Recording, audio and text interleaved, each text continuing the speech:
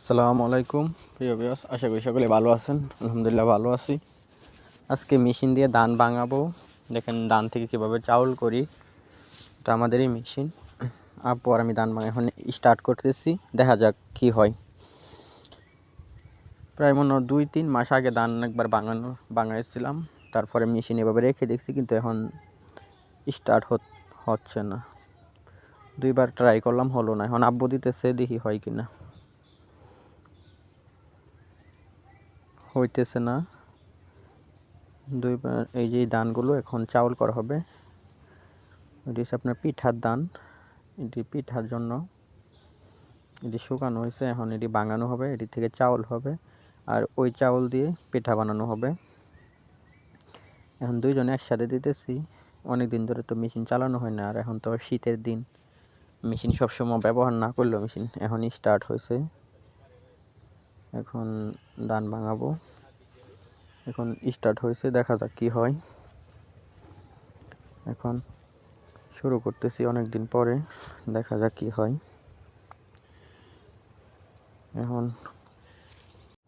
এখন শুরু করলাম। এই যে আপনার চাউল হইতেছে, উপর দিয়ে ধান দিয়েছি, এখন এই দিকটা চাউল বের হইতেছে। এই চাউল থেকে পিঠা বানানো হবে। দেখেন চাউলগুলো অনেক সুন্দর হয়েছে মাশাআল্লাহ। কিছুদিন আগে ধান কেটে আনলাম, ওই ধান শুকালাম, এখন ওই ধান থেকে চাউল হইতেছে।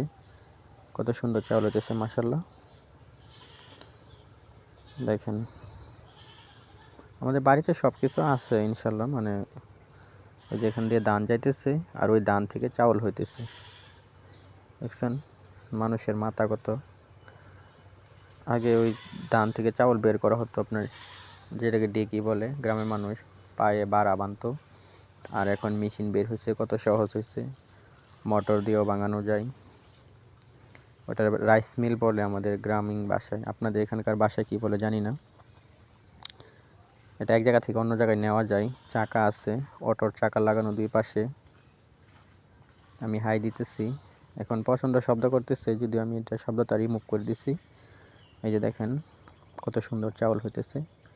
দেখেন চাউলের কোয়ালিটিটা কত সুন্দর। আমি 2 লাখ চাউল খাইতেছিলাম, দেখছেন কত সুন্দর চাউল হয়েছে মাশাআল্লাহ। মেশিন করতেছে, আব্বু ধান দিতেছে, আর ওই দিক থেকে চাউল হইতেছে। অসাধারণ একটা দৃশ্য। আপনার কাছে কীরকম লাগে অবশ্যই কমেন্ট করে জানাবেন। আর কারা কারা এভাবে বাড়িতে ধান ভাঙান অবশ্যই কমেন্ট করে জানাবেন, যারা গ্রামে থাকেন। আর যারা শহরে থাকেন তারা তো চাউল কিনে কিনে খান। আসলে নিজের ঘরের চাউল আর কেনা চাউল অনেক তফাৎ। দেখেন কত সুন্দর একটা ডিজাইন। আপনার কার কার কাছে ভালো লাগছে অবশ্যই কমেন্ট করে জানাবেন। আর কারা কারা এভাবে ধান ভাঙাতে পারেন ওটাও বলবেন। সকাল সকাল ভাঙাইতেছিলাম, এখন ঠান্ডায়, যেহেতু ঠান্ডা পড়ে গেছে, অনেকটাই ঠান্ডা। দেখেন এই পাতিল, মানে ওই পাতিটা ভরে গেছে চাউলে, এখন ওটা চেঞ্জ করে আরেকটা দিতে হবে। মাশাআল্লাহ দেখেন চাউলগুলো কত সুন্দর হইতেছে, একটা চাউলও ভাঙে নাই। চাউলগুলো কিন্তু একবারে পুরোপুরি হয়েছে।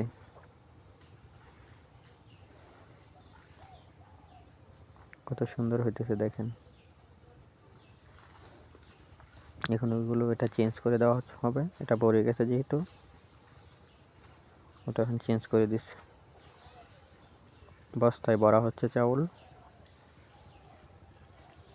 1 বস্তা ধান রাখা হয়েছিল আপনার এই জন্য, অনেকগুলো চাউল হইব। এখন যেহেতু শীতের দিন আসে, শীতের মধ্যে আপনার পিঠা তো অসাধারণ লাগে, সুস্বাদু। কারণ শীতের মধ্যেই তো পিঠা বেশি, যারা গ্রামে থাকে তারা শীতেই কিন্তু পিঠা বেশি খায়, আর খেতেও খুব ভালো লাগে। অনেক আইটেমের পিঠা বানায় আম্মু, আমি সবগুলো আসলে নামও বলতে পারি না। আর গ্রামের পরিবেশ তো অসাধারণ একটা পরিবেশ। গ্রামে থাকলে যখন যেটা মনে চায় ওটাই করা যায়, ওটাই খাওয়া যায়। আর যারা শহরে থাকেন তারা তো আর সব কিছু করতে পারেন না, খাইতে পারেন না, হয়তো এতটা সময়ও হাতে পান না। আর গ্রামের মানুষ তো সবসময় ফ্রি থাকে, যখন যেটা ইচ্ছে। আর যেটা আপনার গরুর খাবার হবে, যেটাকে কুড়া বলে, ওটা নিচ দিয়ে পড়তেছে, ওই যে আপনার দেখেন ওটা নিচ দিয়ে যাইতেছে, ওই দেখছেন নিচ দিয়ে কোড়া পড়তেছে। ধানের যে ছোলাটা ওটা আবার গরুর খাবার হবে। আসলে আল্লাহ তাআলার কত বড় নিয়ামত, এটা আসলে এভাবে বলা যাবে না। আল্লাহ তাআলা আমাদের সৃষ্টি করে পাঠিয়েছে, রিজিকের ব্যবস্থাও করছে, আবার এখান থেকে পশু পাখিরও রিজিকের ব্যবস্থা হয়েছে।